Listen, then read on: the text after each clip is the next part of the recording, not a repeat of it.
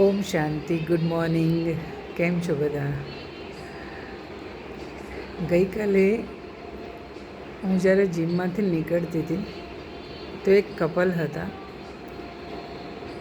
હશે એજ એમની હસબન્ડની હશે 56-57, વાઈફની પણ 50 અપ હશે. જીમની અંદર જ્યારે તમે આવો છો તો જીમની મેમ્બરશિપ લો છો તો તમે જીમ આખું ખરીદી નથી લીધું.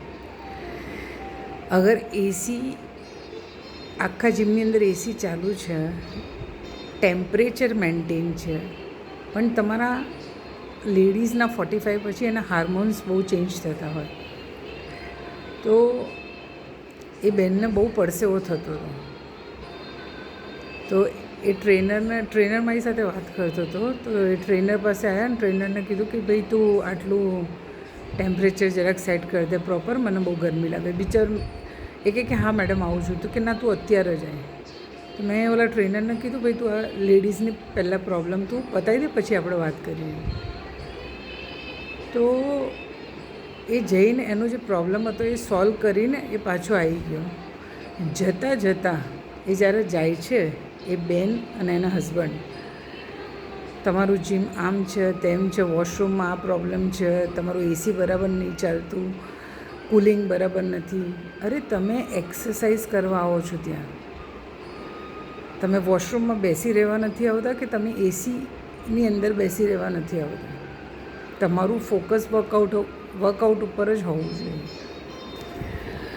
લોકો સવારના પરમાં આટલા બધા હાઈપર, સામેવાળાના તને કશું ખબર નહીં પડતી, તું ચૂપ રહે, તારી પાસે નોલેજ નથી. અરે ભાઈ તારી પાસે પણ કયું નોલેજ છે? અગર તારી પાસે નોલેજ હોત તું જીમમાં આવી હોત.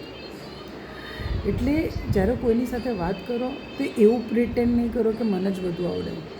આ દુનિયાની તો કોઈને કશું આવડતું જ નથી. આવડતું હોત તો ભગવાન આપણને જન્મ આપત, એમની પાસે જ રાખી દેતા. અહીંયા આવ્યા કેમ છે? બધું શીખવા માટે. તો એટલી રૂડલી વાત કરી.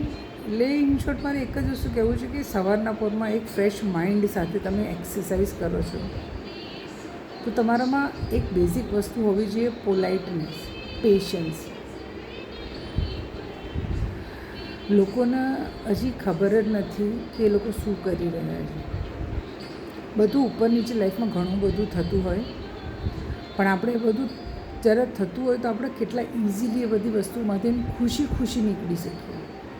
નીકળવા ખાતર નહીં કે આજે મારી લાઈફની અંદર તકલીફ છે, સિચ્યુએશન આટલી વર્સ છે, નીકળવાનું તો છે જ, કોઈ ઓપ્શન જ નથી.